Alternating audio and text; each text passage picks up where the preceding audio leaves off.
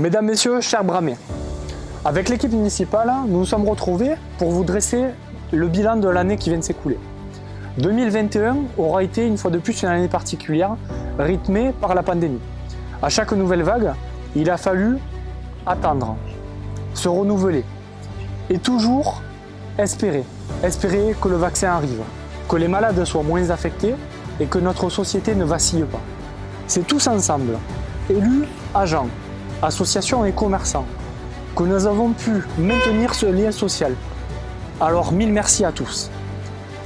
Enfin, nous espérions pouvoir nous retrouver dans l'espace idéal rénové pour célébrer les vœux. C'était sans compter sur une énième reprise de l'épidémie et des contraintes fortes que ce vœu n'a pas pu être exaucé. Alors c'est par le biais de séquences vidéo que nous allons retracer l'année 2021, mais aussi vous montrer et vous dévoiler les belles perspectives de l'année 2022 en compagnie de Madame le maire et des conseillers municipaux jeunes. «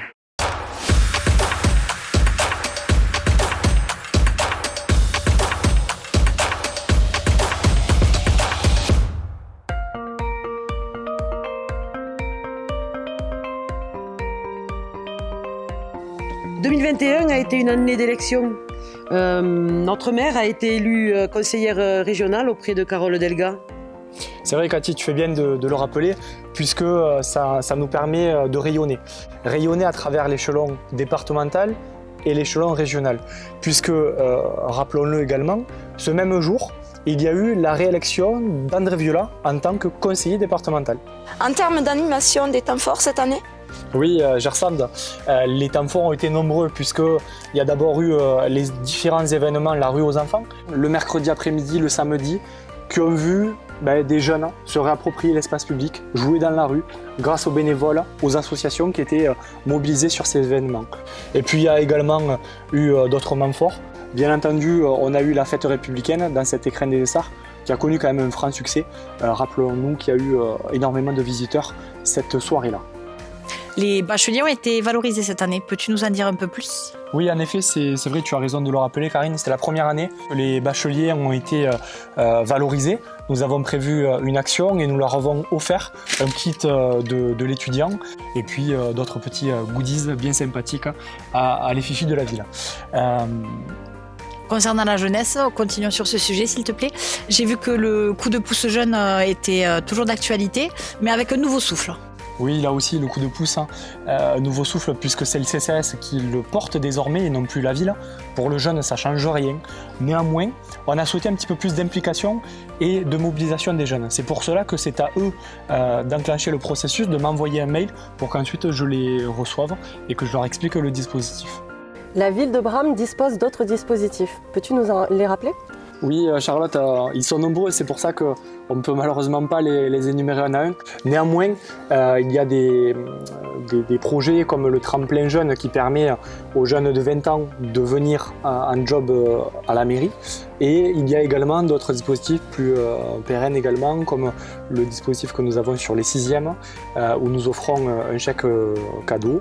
Et puis je n'oublie pas également un dispositif qui est vraiment essentiel, qui permet de sauver des vies, à savoir le premier secours, les premiers secours qui sont effectués au centre de secours Jean-Franche.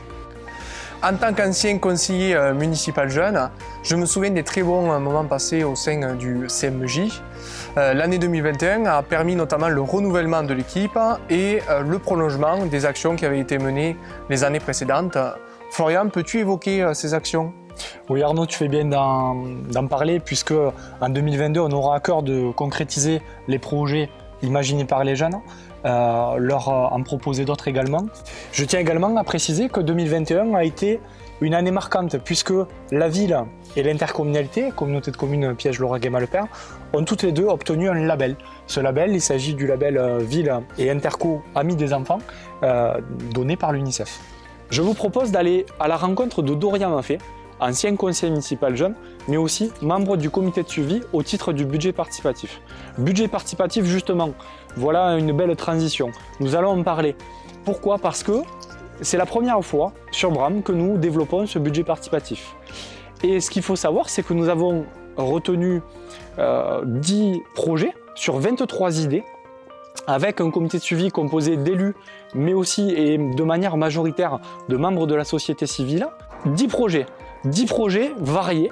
Vous pourrez d'ailleurs vous exprimer jusqu'au 28 février, à condition d'avoir plus de 15 ans et bien sûr de résider sur la commune, sur ces projets, de deux manières.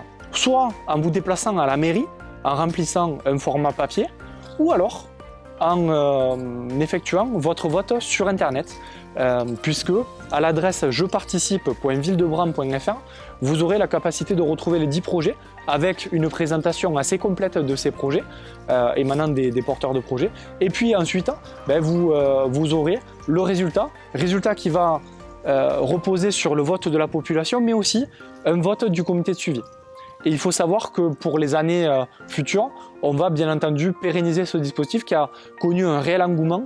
Et dès l'automne prochain, nous reviendrons vers vous pour vous parler de la deuxième édition du budget participatif. Je vais aller à la rencontre de Doria Maffé, ancien conseiller municipal jeune et membre du comité de suivi budget participatif. Dorian, bonjour. Bonjour. Tu vas nous parler peut-être de ton ressenti sur la ville de Bram et des actions qui sont faites en faveur de la jeunesse. Ouais, pas de souci. Alors c'est vrai que Bram c'est une ville très dynamique pour sa taille. Moi par exemple qui suis à Toulouse la semaine, c'est un plaisir de rentrer le week-end. On retrouve énormément d'actions en faveur de la jeunesse, comme tu l'as dit par exemple le CMJ, le Conseil municipal des jeunes. On a par exemple des bourses pour les élèves qui rentrent en 6e, la formation premier secours assurée par les sapeurs-pompiers de la ville, etc.